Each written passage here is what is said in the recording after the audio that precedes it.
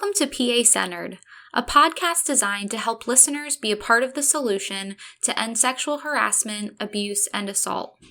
Each episode, we will take on a topic or current event to help spark conversation and break down barriers to building communities free from sexual violence.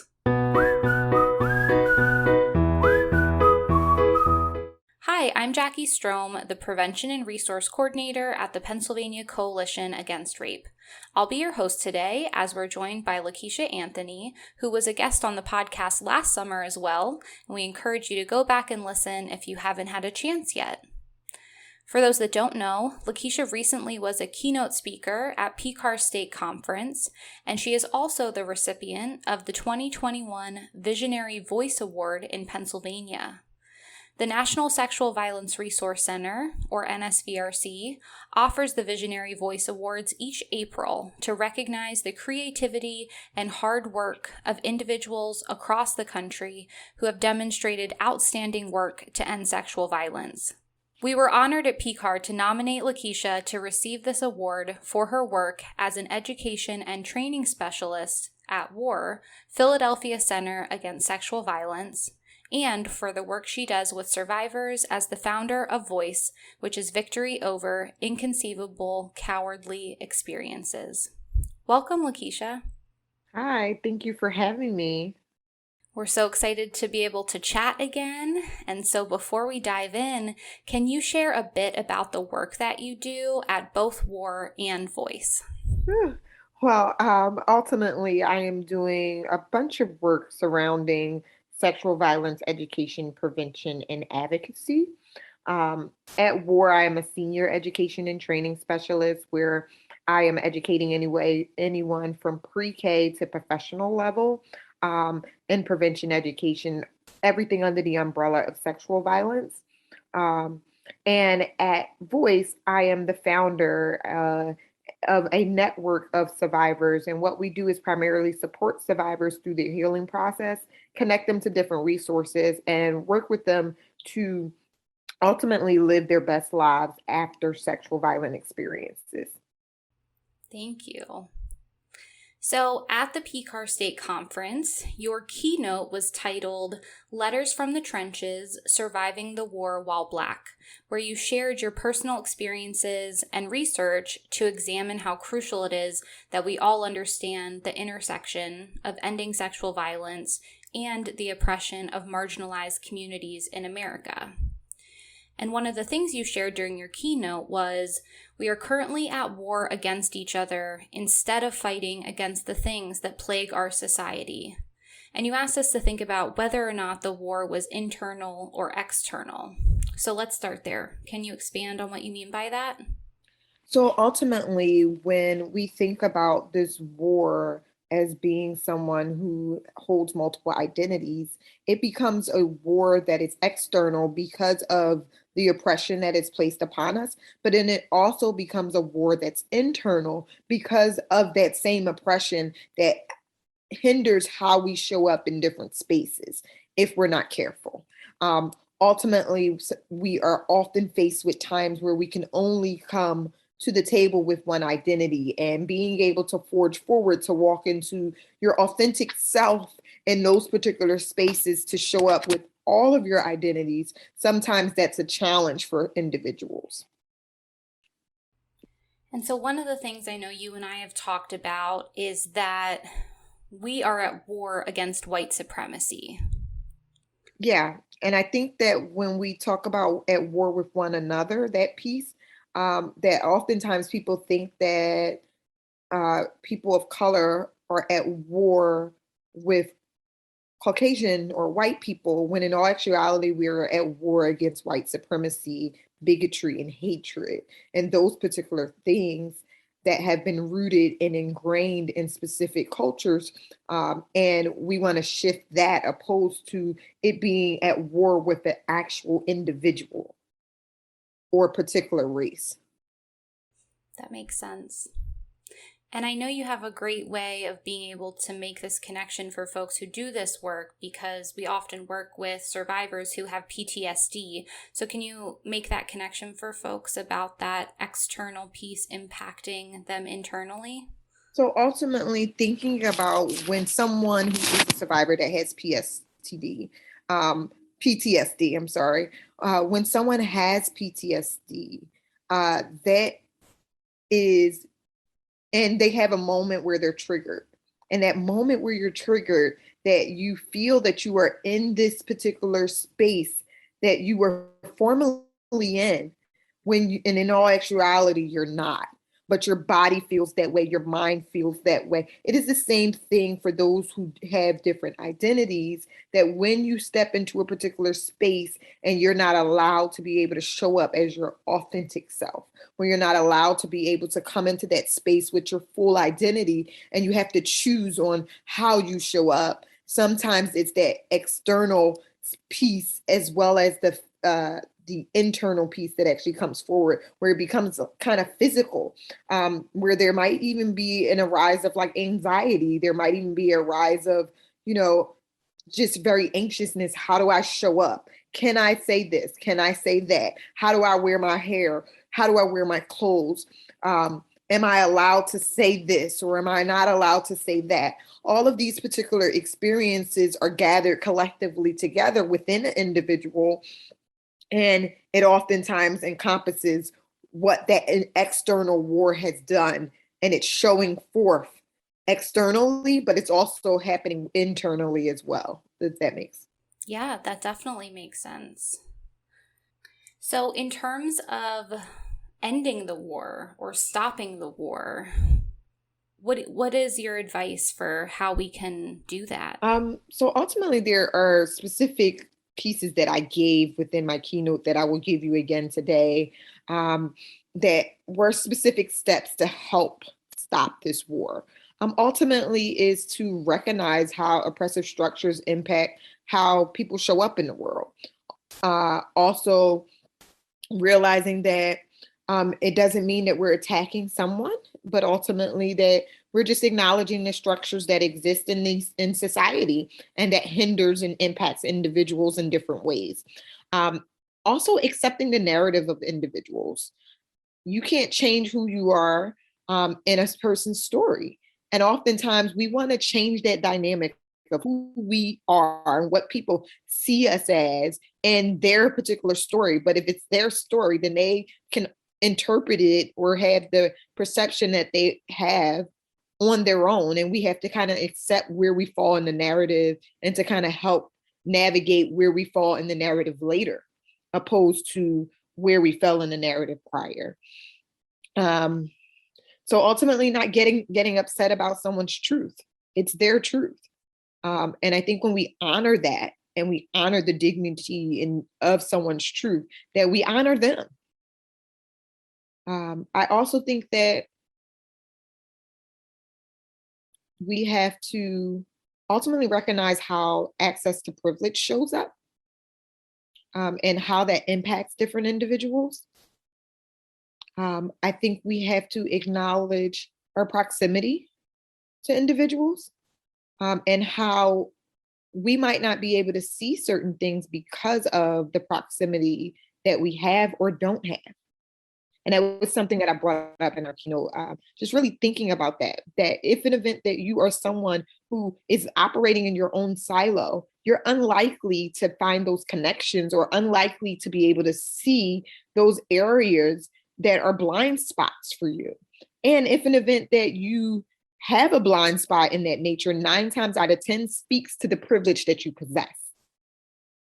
Because if you have the liberty to walk in the blind spot, then that's the privilege right there. If you have the liberty not to see things, if you have the liberty to be chosen to not have to speak up, not have to deal with some of the issues that we deal with daily, then that alone is a privilege, because you have an option. Also, seeing, rape culture and sexual violence as a whole intersectional issue. I think that we need to realize that we can't do this work without an intersectional lens. And when we service individuals at our centers and in the work of sexual violence prevention and education and counseling, that people show up with multiple identities, People show up with multiple forms of trauma. People show up with multiple forms of oppression. And those collectively impact how they actually unpack their particular sexual violent experience. And if an event that we're not dealing with the whole individual, we're lacking. And we're doing a disservice to individuals because we're not helping them to become whole individuals. And that's all we really want to do. Unfortunately, they've already endured something that is hurtful and harmful and that has kind of altered their lives in some way, that if an event that oppressive structures show themselves again in their healing process, that can be damaging and detrimental to their healing. So a quote that reminds me of this is, never in the history of humanity has violence been initiated by the oppressed.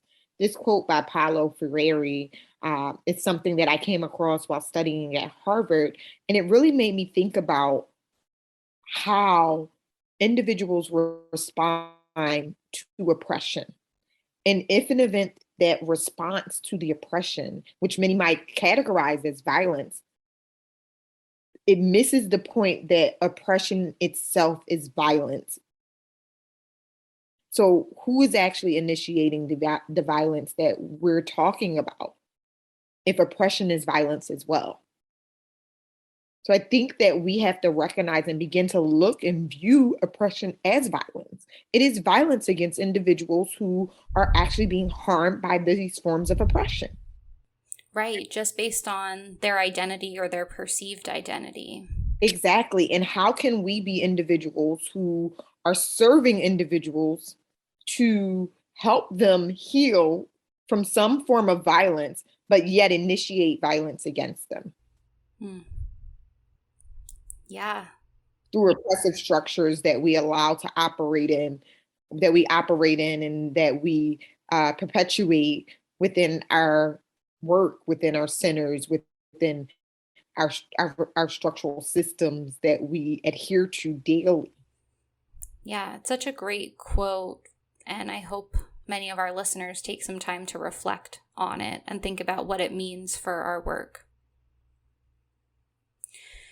So, during the keynote, you also spoke a bit about the work that you've done on the statute of limitations changes in Pennsylvania. And there was actually someone in the chat that said, "The power of story, especially as testimony to change laws, is staying with me, and how we support one another in that process." So can you share more about what that experience has been like and what you see the impact of storytelling?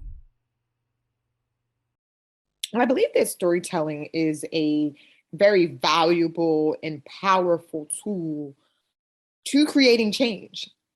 Ultimately, we think about statistics as we do our work and research. But ultimately, when we're delivering different content and we're sharing different things about how we educate people around sexual violence, sexual harassment, the whole umbrella of what we do daily, ultimately, it is not the statistics or the research that sticks with individuals. It is the stories that hit the heart that ultimately impact the major change and that get people to really thinking about this issue and this dynamic that we're fighting against in a different way. It humanizes it. It allows for people to understand it in a different way than what they did before. And it also gives them insight into the experiences of what a survivor might actually go through, what they might feel, what might have been going on in their mind, and also understanding some of the technical or biological responses that happen through particular people's experiences. So storytelling is a powerful tool. I think that it's a powerful tool for change in general across the board. But in our field of work, that it's something that it is very, very powerful. And we can be proud that survivors have allowed their voices to be heard in this particular way. And that if we all could continue to encourage survivors to utilize their stories to impact change, that we are moving in the right direction. Yeah. And, you were able to share some of your story during the testimony that you gave. So what was that experience like? It was an amazing experience. It was one that I never dreamed that I thought I would ever have access to, um, particularly because of oppressive structures and because I am a Black woman from the inner city of Philadelphia, and knowing the history of what my people have been through, my ancestors in reference to sexual assault and rape, and then also just that knowing that my voice made a major difference. I don't think that I ever imagined that it would make a difference on that level, that a senator could hear my voice, hear my story, and actually create a full amendment, and then for it to be a unanimous vote in reference to where both sides actually agreed that this is something that needed to be implemented. For me, it was mind blowing. And I was just really grateful to God for the opportunity to allow my voice to be heard in this capacity. And not just to, for it to, for me to share, but for me sharing to actually create the change.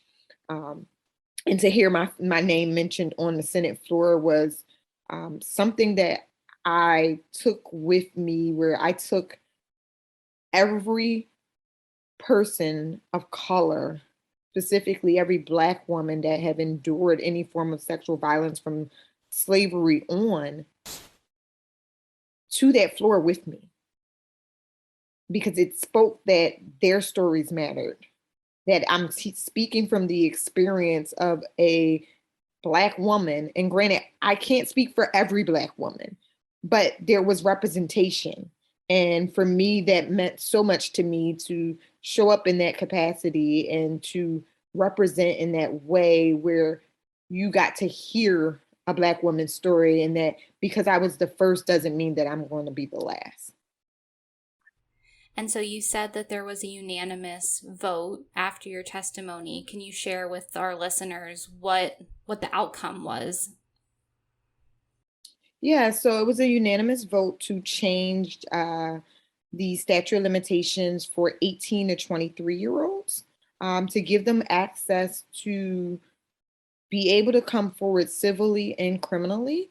One changed to 30 years, and then the other changed to 12 years after their assault, which were both significant numbers within my story. I didn't come forward to one of my experiences until I was 30. And then also, I waited 12 years. As people might know, I suffered in silence for 12 years before I spoke up about and revealing my sexual assault in the first place. So those numbers were significant, and they took those numbers and actually created and changed and shift the law in reference to it. It was a powerful experience, but it also was an experience that reminded me of the oppression that was still present as well. While being there with a group who I love dearly and I call my family, I was able to see that even in those moments that privilege showed its way forward. Unfortunately, everything that we wanted as a collective did not move forward or pass in that moment. But uh, and many of them were not happy about that response, and that rendered a little bit further into how we showed up later when it came to signing the particular bill into action. When the governor's signing, because they did not agree, they had the option to not show up.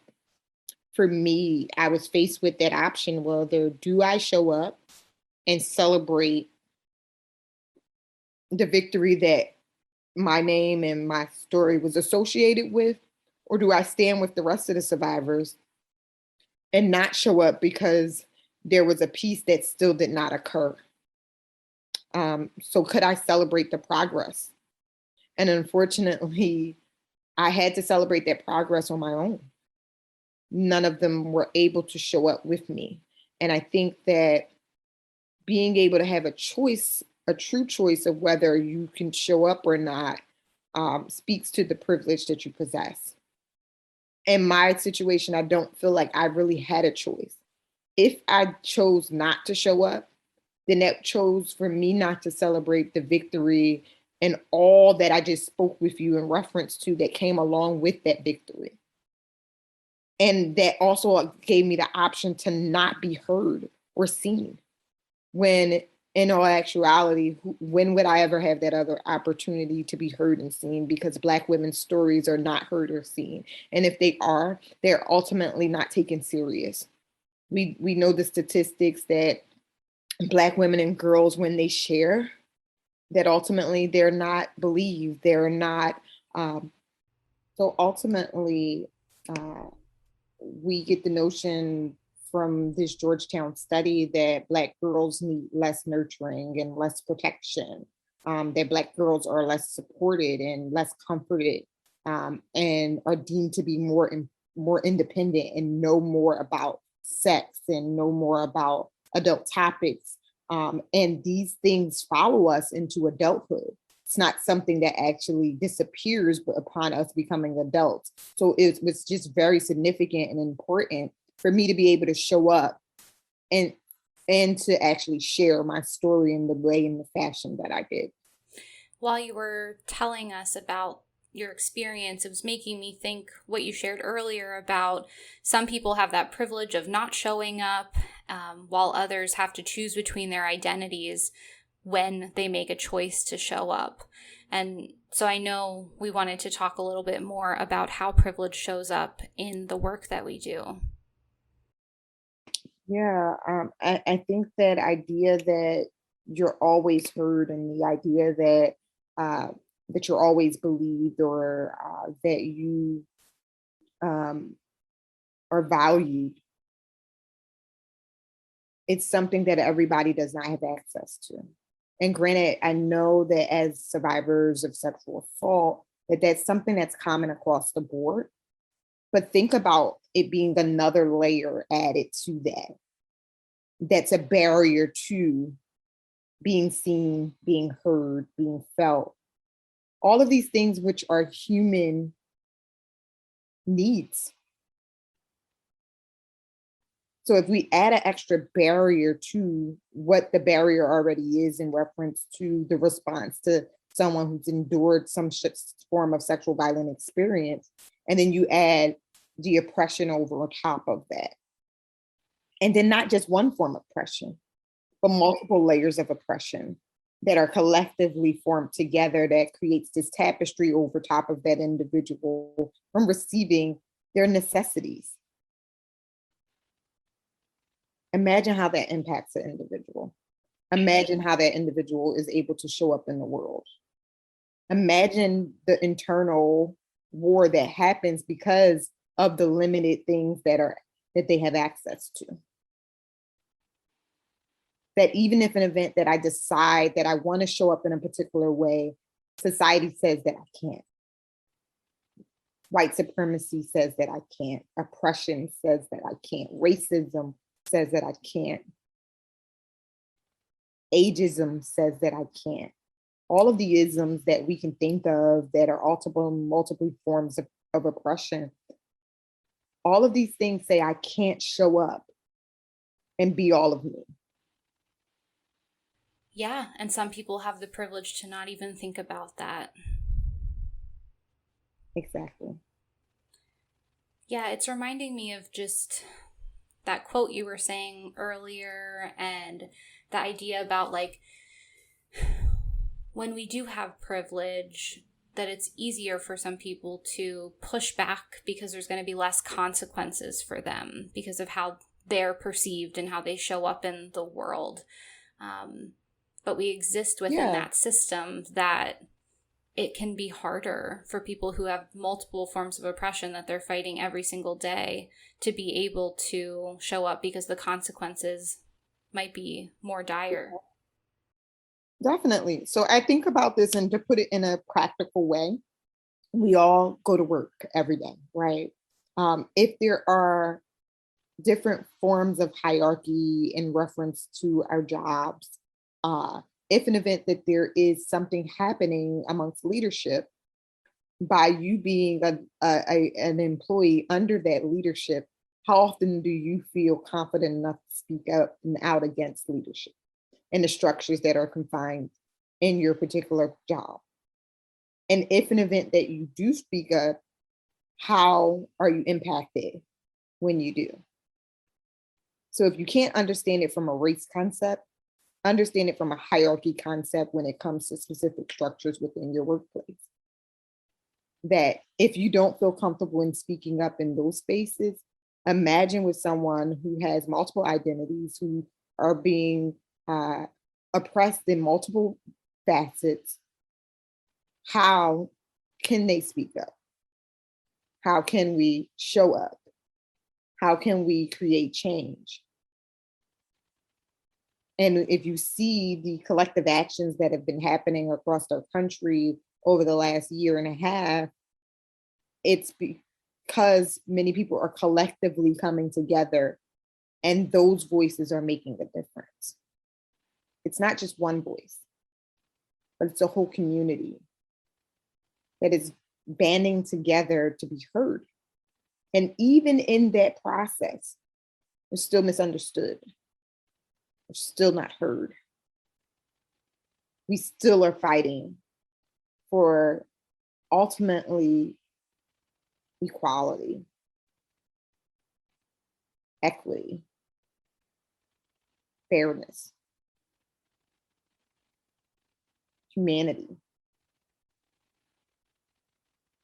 To be able to walk down the street, to go into a store, to sleep in our beds,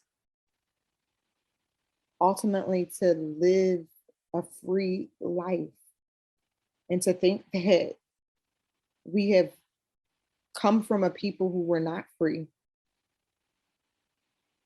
and yet we're still fighting to be free. Many people might hear or see the memes or the messages that says free-ish, like the show Blackish. It's actually an accurate description because we're free-ish. We're still fighting for freedoms to be able to be exactly who we were designed to be. And granted, when we do show up in who we are, that there are specific structures that try to tear that apart or take away from it, whether it's cultural appropriation, whether it is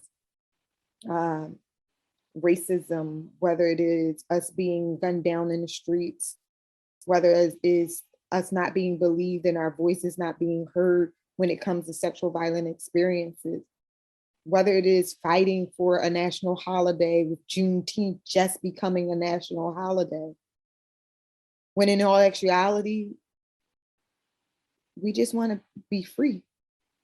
We just want to have the same opportunities that others have. Yeah, and I'm hearing you say be able to show up and experience life as your full self.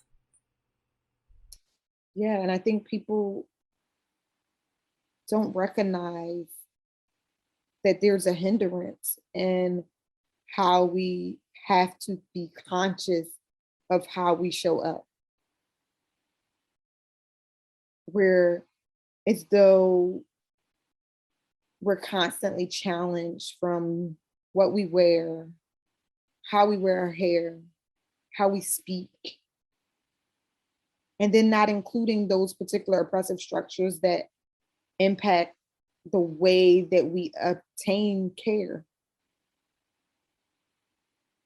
whether that is through counseling services, whether it's through Black maternal health, whether it is through mental health services, all of these services that many people have access to that we don't necessarily always have access to because of different oppressive structures that are set.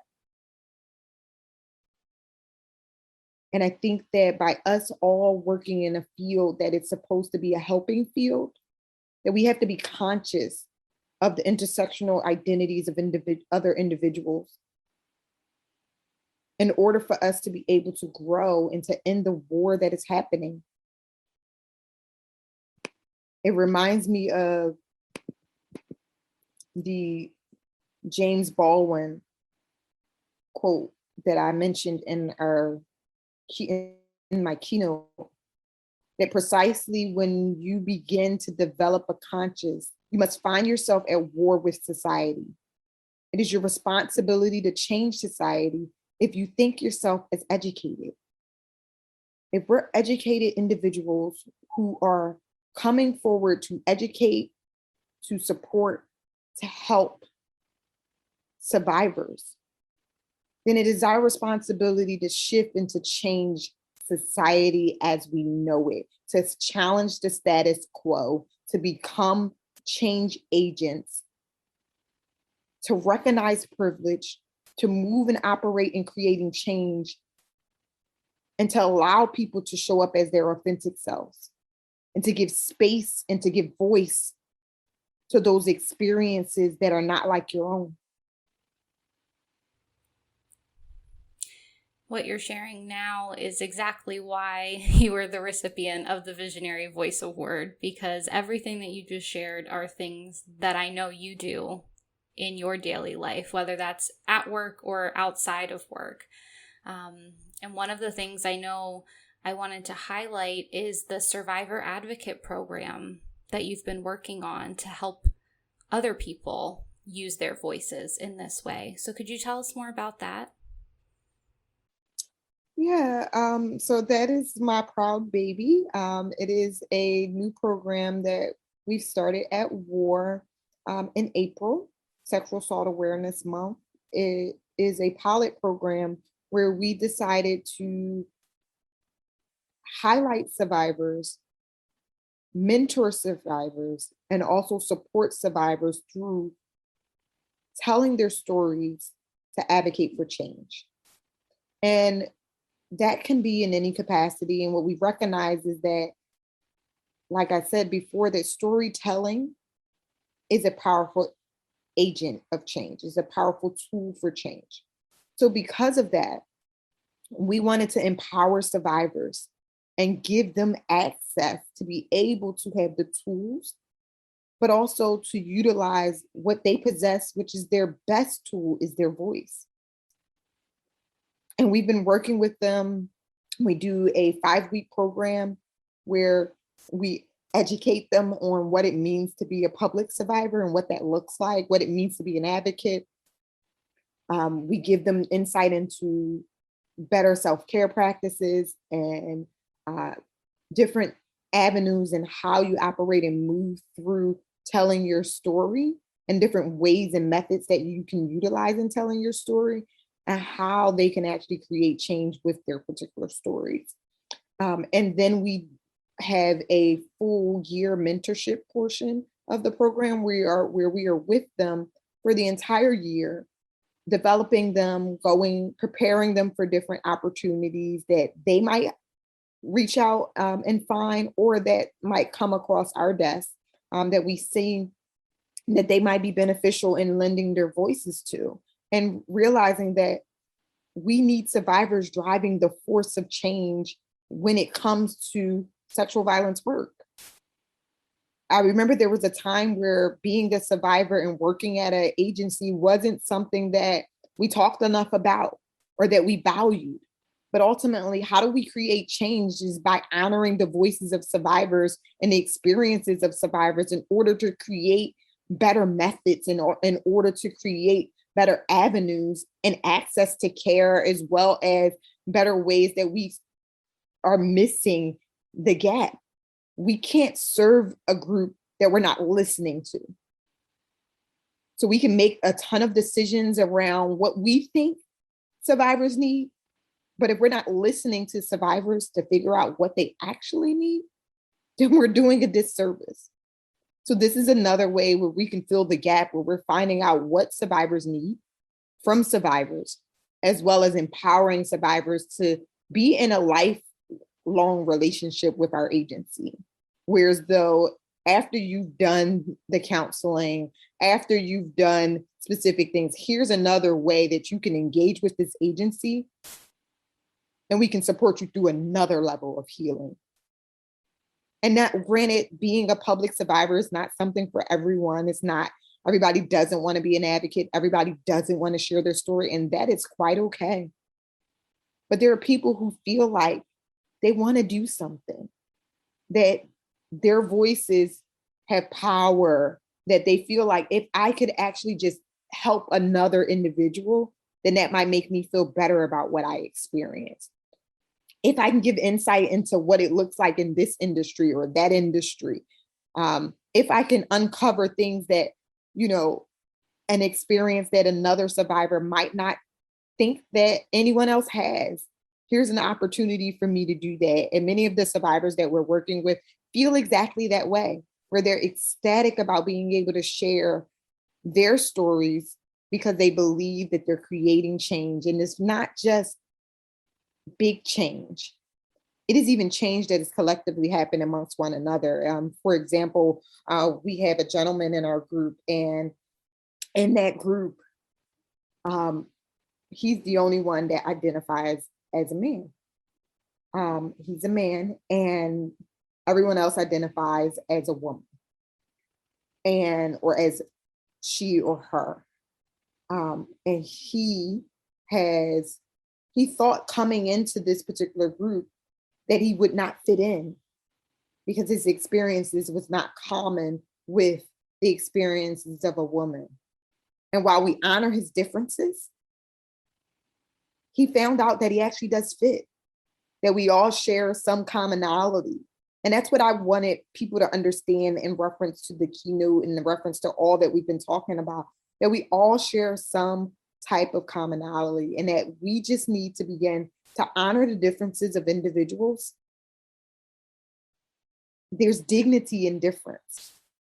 And then also finding those threads and those commonalities, those things that are alike within us, and building upon those things to build a better future. And I think we can do that. I think so too. So, just to kind of wrap up our conversation, you had closed your keynote with a call to action, and I'm wondering if you could go over those again for our listeners. Sure. I mentioned a few earlier, but I definitely will mention again. One I would say is to trust those with marginalized identities to lead the way. Trust those with intersectional experiences to lead the way, and to become a true partner with them in this fight, in this war for change. I would also say that having lack of awareness of intersections perpetuates oppression, and being in community helps with the resilience that we would like to see. That when you have privilege, you can choose not to be seen, heard, or felt. And that's essential to the human existence. And we want to make sure that everybody is seen, heard, or felt. I also want to highlight the point that even advocates are marginalized, because we think when we get to a certain level that being marginalized or oppression being present doesn't exist. But unfortunately, it truly does. Then I would also say for us to step out of our silos and to find unlikely connections. Making sure that proximity is something that you adhere to and recognize, because we can create change, like I said before, in our silos, but is it really impacting those who it needs to impact the most? Sometimes throwing money at a situation is not the answer. Sometimes it's about proximity. And when we get to a place of proximity where we're building relationships and we're seeing and we're gaining insight with one another, then we can see where the real change is needed. The other thing I would say is also to see rape culture and sexual violence as a whole intersectional issue. Anti-oppression work is sexual violence work, period. And we need to put that in bold letters and capitalize it. Sexual violence work is anti-oppression work. We can't do one without the other.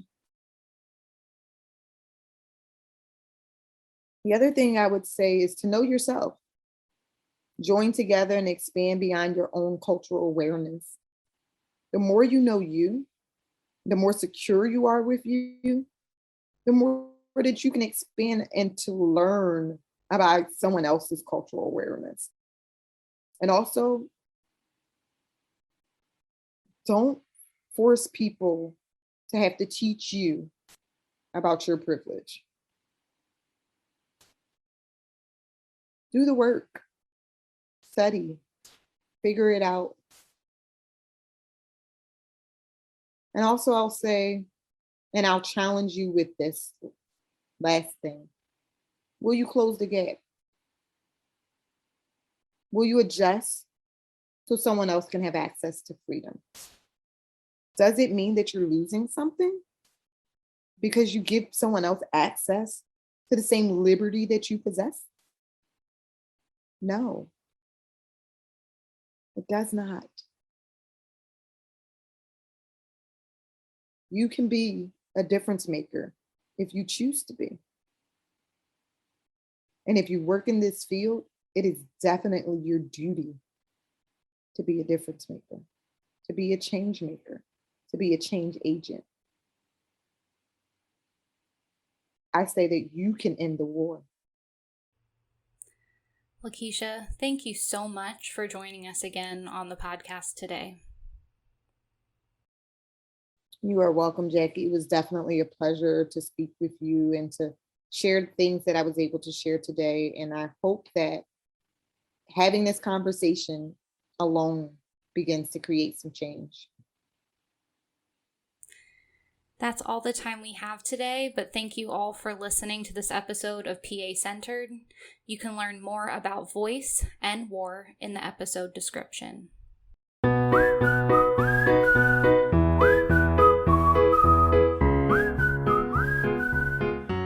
If you or a loved one needs help, a local sexual assault center is available 24/7. Call 1-888-772-7227 for more information or find your local center online at PCAR.org. Together, we can end sexual violence.